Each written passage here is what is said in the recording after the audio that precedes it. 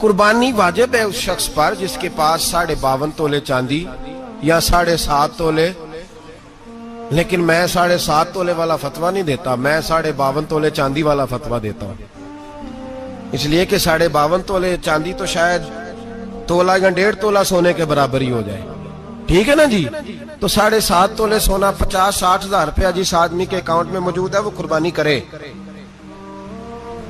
بلکہ امام شافعی رحمۃ اللہ علیہ فرمایا کرتے تھے جس نے 3 کمروں کو تالا لگایا ہوا ہے وہ 3 کمرے فارغ ہیں، اس کے کسی کام کے نہیں، ان کی قیمت کا حساب لگائے، چھت پہ سٹور بنا دیا ہے کوئی مطلب نہیں اس کا، اور جو ویسے رکھی ہوئے ہیں کوئی معنی ہی نہیں کمرے کا، فرماتے تھے حساب لگائے قربانی کرے۔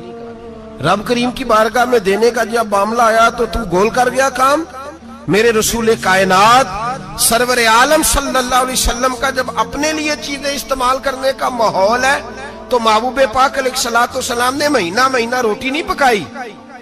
یہاں جو آدمی ہر جمعرات کو 4 کلو بکرے کا گوشت پکاتا ہے اور ہر تیسرے دن مرغی کا گوشت لاتا ہے، وہ قربانی کی باری آتی ہے تو کہتا ہے میرے پہ لگتی نہیں۔ وہ ٹھیک ہے ابا جی لے آئے، ابا جی کی طرف سے قربانی ہے، اس دفعہ ابا جی کی، اگلی دفعہ اماں جی کی، اس سے اگلی دفعہ دادی جی کی۔ او خدا کے بندو، جس آدمی کے پاس پیسے ہیں پہلے اپنی قربانی واجب ہے۔ میری بات کی سمجھ آ رہی ہے عزیزوں کو؟ جو آدمی صاحب استطاعت ہے پہلے کس کی قربانی کرے گا؟ وہ کمائی کرتا ہے، اس کے اپنے اکاؤنٹ میں تنخواہ آتی ہے، ابا جی کے اکاؤنٹ میں نہیں آتی۔ اس نے اپنا بینک بیلنس چوری بھی رکھا ہوا ابا جی سے۔ پہلے اپنی قربانی کرے، اگر اس کو شوق ہے، دل کرتا ہے تو ایک اور خریدے، پھر ابا جی کی طرف سے کرے۔ اگر اللہ نے توفیق دیا تو ایک اور خریدے، اماں جی کی طرف سے کرے، اور اگر اس کے دل کو اللہ ٹھنڈک عطا کرے، سکون کرے، تو پھر اپنے رسول کی طرف سے بھی قربانی دے، پھر اپنے محبوب کی جانب سے بھی قربانی کرے۔ نبی پاک صلی اللہ تعالی علیہ وسلم نے ہر سال 2 قربانیاں دی، 10 سال، کل کتنی ہوگی 10 سالوں میں؟ بولیے۔ اور جب حضور حج کرنے گئے نبی پاک نے 63 اونٹ ذبح فرمائے۔ ایک اونٹ میں کتنی قربانیاں ہوتی ہیں؟ 63 اونٹ حضور نے ذبح فرمائے۔ اور حدیث بڑی مزیدار ہے، حضرت ابو ہریرہ رضی اللہ تعالیٰ عنہ فرماتے ہیں کہ جب اونٹ ذبح کرنے کی باری آئی تو ہم سوچ رہے تھے، پریشان تھے کہ یہ تو بڑا مشکل ہے ذبح کرنا، بڑا مشکل ہے، اس کو تو نہر کرنا پڑتا ہے، گرانا پڑتا ہے، باندھنا پڑتا ہے، سب سے مشکل کام اونٹ ذبح کرنا ہے۔ تو نبی پاک صلی اللہ علیہ وسلم کی تو عادت کریمہ ہے، اپنے ہاتھ سے ذبح کرتے ہیں حضور۔ وہ ہمارا اللہ خیر کرے، اب اللہ ہی حافظ ہے، ذبح کرنا تو دور کی بات ہے۔ ہمارا جو بی اے پاس لڑکا ہے نا، اس کو ڈر آتا ہے جانور کے پاس کھڑے ہوتے بھی، کہتے ہیں بچوں کو اندر لے جاؤ، 10 سال کا 12 سال کا، اس کو اندر لے جاؤ، ذبح کرنا ہے، روئے گا۔ اور بس کرو یار، یہ کس قوم سے تمہارا تعلق پڑ گیا ہے؟ ہمارے تو 12 اور 14 سال کے معوذ اور معاذ ابو جہل کی گردن کاٹ کے رکھ دیا کرتے تھے، اور تو بچہ بکرا ذبح کرنے سے ڈرا رہا ہے، اس کو کھڑا کر لا کے۔ قربانی تو جہاد کی ٹریننگ ہے، وہ کھڑا کر، اس کو کہا بیٹا یہاں کھڑا ہو، اللہ کے رستے میں بکرے کی گردن کاٹنی ہے۔ اگر کوئی شخص خدا رسول کے دین کی مخالفت کرے، کفر کا جھنڈا اٹھائے، تو اس کی گردن بھی کاٹنی ہے۔ یہ ٹریننگ ہے بچوں کے لیے۔ یہاں عجیب ماحول ہے، ڈر لگ رہا ہے، پیچھے ہٹ جاؤ۔ اور جس صاحب کی قربانی ہے وہ بھی کوئی 1.5 کلومیٹر کے فاصلے پہ کھڑے ہیں، دور کھڑے ہو کے دیکھ رہے ہیں۔ نفیس ہی بڑے ہیں جناب، لطیف ہی بڑے ہیں، کپڑوں کو کوئی قطرہ خون کا لگ گیا تو بڑی مصیبت بن جائے گی۔ اور امیر آدمی، اس کا تو گھر کسائی نے خود فون کیا ہے کہ صاحب سب سے پہلے میں آپ کے گھر آؤں گا، اس کو پتہ ہے کہ منہ مانگی قیمت ملے گی۔ مہربانی فرمائیں، قربانی میرے رسول پاک صلی اللہ علیہ وسلم سے زیادہ نفاست والی طبیعت کسی کی نہیں۔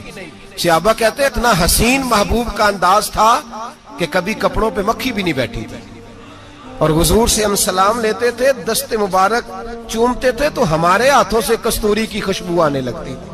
اور فرماتے ہیں نبی پاک کا ہاتھ یوں ہوتا تھا کہ برف بھی اتنی ٹھنڈی نہیں جتنا پیارا حضور کا ہاتھ ٹھنڈا ہوتا تھا، پھر بھی حضور دست مبارک میں خنجر پکڑتے، جانور کو لٹاتے اور اپنی طامت کو سمیٹتے، اور اللہ کے حبیب گھٹنا رکھتے اس کی گردن پر، اور بسم اللہ اللہ اکبر کہہ کے ذبح فرماتے۔